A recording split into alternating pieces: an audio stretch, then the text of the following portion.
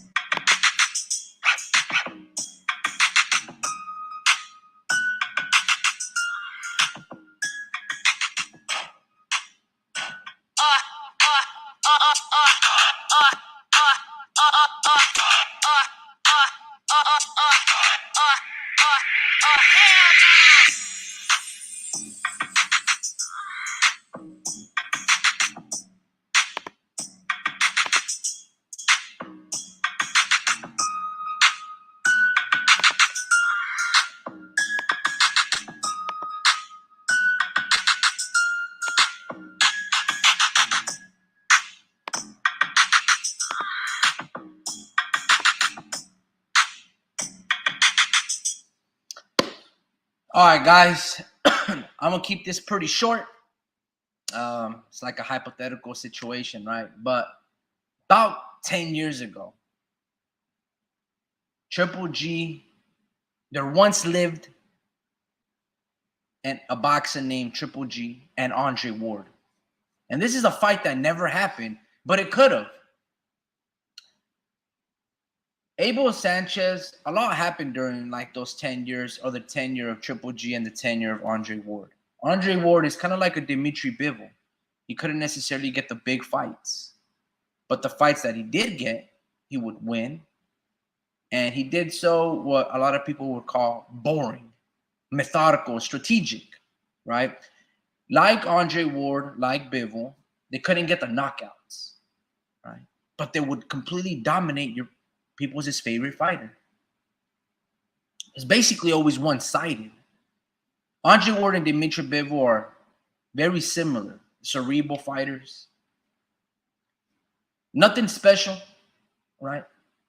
Just methodical, strategic, and whatever it is that they do it at the ultimate level, right? And during this time when Andre Ward and Triple G were dominating their respective weight class, Abel Sanchez, which was a trainer, mouthpiece, I don't know, manager, all these aspects to Triple G's career, he said that his fighter would be willing to take fights at 154 all the way to 168. And there was a time that Triple G was going to get a Carl Froch fight. And Andre Ward kind of disrupted the play. And he basically said, you can't go to 168 without seeing me. I'm the guy at 168. If you're going to fight Andre Ward, you're going to fight. If you're going to move up to 168, you're not just going to cherry pick and circumvent the top dogs. You're going to have to go through me. That's paraphrasing. I don't remember necessarily the order of operations, right? but there was a lot of buzz going on. And one of the things that I know about HBO and Showtime is that they play they play the fans, they play the audience. They know how to sell. They're not stupid, right? They know the business. They know what sells, and they play us like a fiddle, right? So this could have been promotion for Andre Ward because Andre Ward is going to go to 175. And HBO, what I know about HBO is not only are they a storytelling platform, but they're the best at it. And not only are they in the sport of boxing, but the way that they go about producing their content, it's through narrative. They have to tell and build up stories. They have to build up rivalries. So that's what essentially what it was. Andre Ward, Kovalev, Triple G. It was all for sale. It was all a narrative. And the reason why I bring up and I try to establish this context is because let's say Bud Crawford is Triple G, right? He wants to circumvent 154 and 160 and go all the way to 168. And not only at 168, he wants to go straight to Canelo Alvarez, which was what Triple G should have done, go straight to Andre Ward, right? Instead of fighting who Andre Ward beat in Carl Froch. That's what essentially Bud Crawford's trying to do, go straight to the big dog. But if I am David Benavides, I'm like, not only did you beat my brother and knock him out when he had one leg, you have to come see me first because I'm in line for Canelo, right? See, what Showtime don't want to tell you, right, in this Charlo fight is, believe it or not, Showtime, they know what they're doing, right? They know what sells. They know what fights fans have been wanting. And they essentially, without fans really wanting to accept this brutal fact, is Jermell is supposed to be, right? He's supposed to be a knockout reel. He's being served up to Canelo because they realized that in the last couple of fights since the Caleb Plant fight, right? The John Ryder, the Triple G fight, the Bivol fight, Canelo hasn't really had a knockout. They serve you Jermell Charlo so they can establish that knockout and build up Canelo once more. You see, because if Jermell loses, he still has 3 out of the 4 belts at 154. They can still sell you the Tim Tszyu fight. But what they're really banking on is Canelo is a cash cow of boxing. He is the face of boxing. He's the one that brings in the pay-per-view numbers. And Showtime has always loved Canelo. So they're serving up Jermell for Canelo to knock him out. Now you can be, and you might think that's a little asinine. That's blasphemous. But think about it. Here's a fighter that's moving up 2 weight classes. He's coming off hand surgery, right? Not only is he moving up 2 weight classes, coming off hand surgery, but he hasn't fought in over a year. And somehow he gets to bypass everybody at 160 and essentially 168, Jermell, and go straight to Canelo. He don't have to fight Billy. He don't have to fight David Morrell, David Benavides, Caleb Plant, Billy Joe Saunders, John Ryder. Jermell gets the title shot for Canelo Alvarez. And now Bud Crawford's building some momentum and some narrative about the Canelo fight. So again, if I'm David Benavides, I'm doing and saying the same shit that Andre Ward told Triple G. Bro, you're not just about to circumvent certain course of action. No, man, you are a great fighter and you're doing your thing at 160. But if you want to be great, you got to continue to beat great fighters like myself. You got to beat great fighters like yourself as well. All right? That's what David Benavides needs to do. Now, more than likely, David's going to be fighting Demetrius Andre probably in November. It's gonna be a great fight. But if I'm David, I'm using this context and I'm circulating and I'm buzzing my name. It's like, bro, you can't beat Canelo because you can't even beat me. And now I want to avenge the loss of my brother. So David has a whole lot of momentum, a whole gang of stuff that he can do to build up his name. See, he's strategically somewhat attached his name to Canelo, right? He's been on Canelo's feet. ESPN Deportes in Mexico, right? Juan Manuel Marquez, Julio Cesar Chavez Sr. They're all pushing this David Benavides onto Canelo narrative, right? He's young, throws a lot of punches, right? Can take a punch. It's a good sell.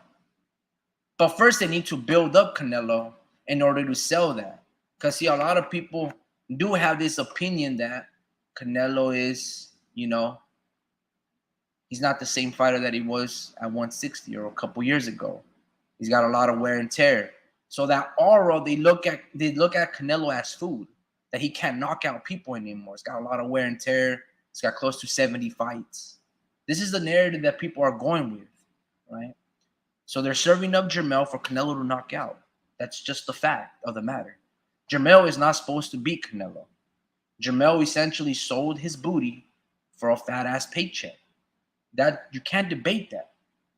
That's just a factual. That's just the facts of the matter, right? Like, how could it not be? Does Jermell stand a chance? Yeah, he can ruin Showtime's plans. He can ruin Canelo's plans. Because, see, if Jermell beats Canelo, right? Let's say Jermell beats Canelo. Hell, let's say Jermell knocks him out or Jermell outboxes him, right? Jermell's in a win-win situation because if he loses, he's supposed to lose. He hasn't fought in over a year. He has hand surgery.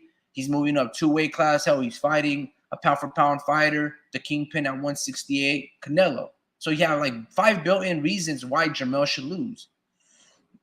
So that's what everybody expects. So that's why he's in a win-win situation. He's getting paid, etc. He still holds on to his belts at 154. All this stuff, right? The things that we already been knowing. If somehow, miraculously, he beats Canelo, more than likely he's going to rematch Canelo. I highly doubt Jermell is going to fight David Benavides. I highly doubt Jermell is going to fight in Billy, David Morrell, Caleb Plant. If he were to successfully beat Canelo twice, he's going to fight Bud Crawford, and then that would be that. That would be Jermell's legacy. And let me repeat that and emphasize. If he were to beat Canelo once, that's amazing. If he were to beat him twice, wow. Right? And if Bud Crawford were to move up to 168 and fight Jermell, that's huge, bro. That's huge news. It almost sounds ridiculous because that's exactly what it is. It's ridiculous. Believe it or not, Showtime does not want Jermell Charlo to beat Canelo at 168.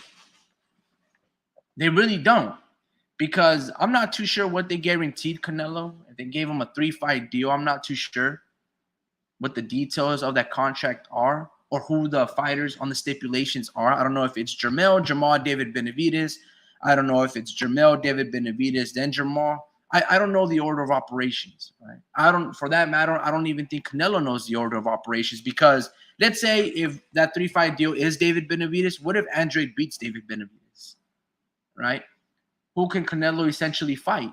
Is he going to fight Jermell, Andre, then David Benavides, or Jamal? Or they're going to somehow poach Jaime Munguia, or right? There's so many variables. So I don't think Showtime really knows. I think they just presented a list of like 10 fighters that they can have for Canelo. Like, yeah, we do have Demetrius Andre. We could have an Errol Spence fight. Hell, Bud Crawford, Jermell, Jamal. Right? We could probably make a fight within Billy. We can, rematch Caleb Plant.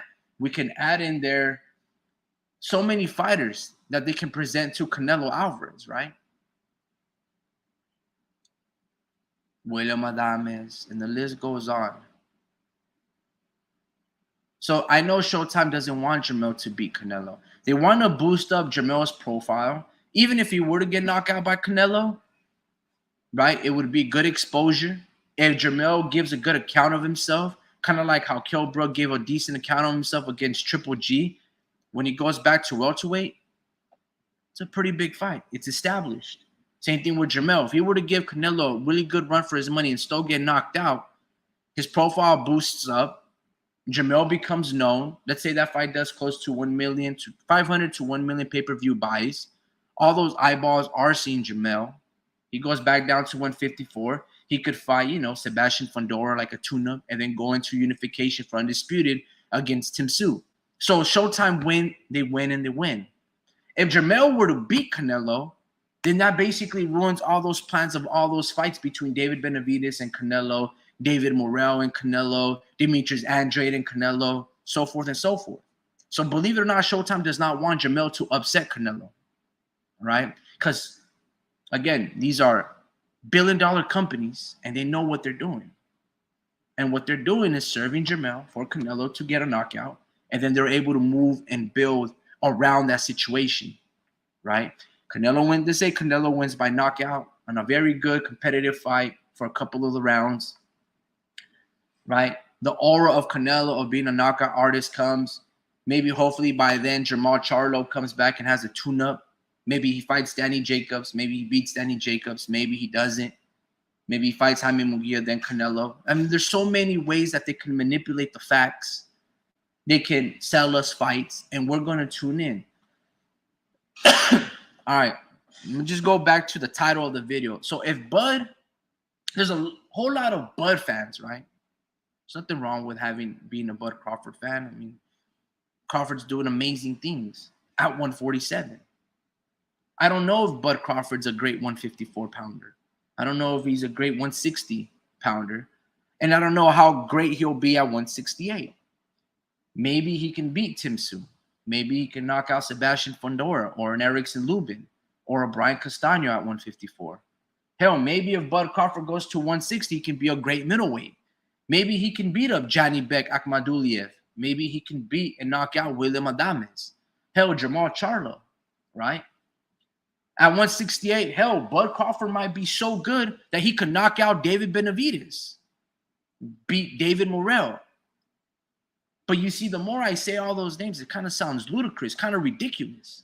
You don't really believe that, right? So if he can beat Canelo, does that mean that he can beat David Benavides? Why not fight David Benavides if you're not interested in this Errol Spence fight? Why not fight David Benavides, knock him out, establish yourself as a force at 168, and then fight Canelo Alvarez next? That fight with the Mexican Monster, that shit would sell. I don't know if it would sell as much as an Errol Spence fight, probably not. But it would be very intriguing. You see? So it's very interesting, man, how like if I'm David Benavides, I'm not letting nothing of this slide. I'm not letting nothing of it slide. I'm suing people, bro. I'm calling people out like Andre Ward did and checked Triple G. He goes, bro, you ain't about to move up to 168 and get this fight with Carl Froch without seeing me. You have to see me, right? That's pretty much the short end of the matter, bro. That's all I really got to say in terms of this context and this situation. Bud might beat Canelo. Maybe Canelo is too big. I would say Canelo is too big right now. You know why? Because we don't have a big enough sample size of Bud north of 147. See, Bud Crawford is a guy at 147, right? Like Jermell is the guy at 154. I don't know how great of a pound-for-pound fighter Jermell is because he's never moved up in weight. We're going to get an idea in 2 weeks how great Charlo is, right? Because his whole career has been at 154. And it's an amazing run at 154, right? He's the top dog at 154. He's the lion. He's the lion of the jungle. But he might just be a house cat at 168, a house cat at 160. Do you think Jermall Charlo can beat William Adames? You think he can beat Janibek Akhmaduliev? I don't know. I wouldn't think so. I wouldn't bet on that. No, Jermell is the dude at 154. He's big, he's strong, he's fast, he has experience at that weight class. He can take the power of those guys for sure. What about 160, 168? It's not really a pretty picture. Same thing with Bud Crawford, man. Bud Crawford is an amazing fighter, right? And let's say in a hypothetical world, he would have fight David Benavides, and David would have knocked out Bud Crawford and avenged his brother Jose. That doesn't mean that Bud Crawford is a terrible fighter. And it doesn't even necessarily mean that there's weight classes for a reason. It just means when you go about moving up weight, you have to do it systematically. There's got to be a process, right? Look at how Bud Crawford has navigated throughout his whole career, right? At 135, you build up your resume, you build up your name, you get a title fight with Ricky Burns, then you can go ahead and defend it and then unify. When he went to 140, it was the same situation as well, right? When you go into 147, he immediately, he knew he had the skills. He immediately went into the Jeff Horn fight and then had a lot of in-between fights against like Mean Machine, Amir Khan, Kell Brook, Sean Porter, a good run, and then he became undisputed with his Errol Spence.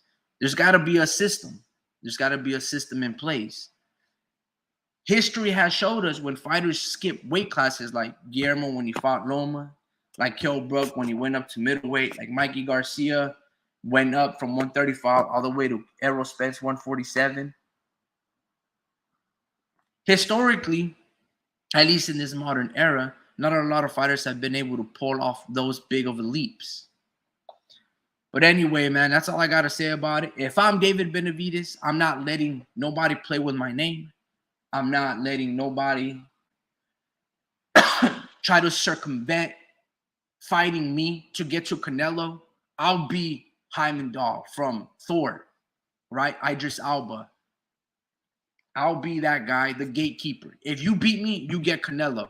Because if I'm David Benavides, I'm a little upset. Not upset with Canelo. I'm upset with boxing fans. I'm upset with the Charlos, Jermel. I'm upset with Showtime. I'm upset with the WBC, IBF, WBO, WBA. And I'm like, bro, how come this guy at 154, who's undisputed and a great fighter in his respective weight class, how does he get a title shot before I do? Right? How does Canelo get a voluntary? Did John Ryder, was he competent to be a mandatory for all four sanctioning bodies or just one? And if that's the case, why am I not getting my shot? Why aren't you stripping Canelo? That's the type of questions and that type of energy that if I'm David, I'm throwing out there in the wind.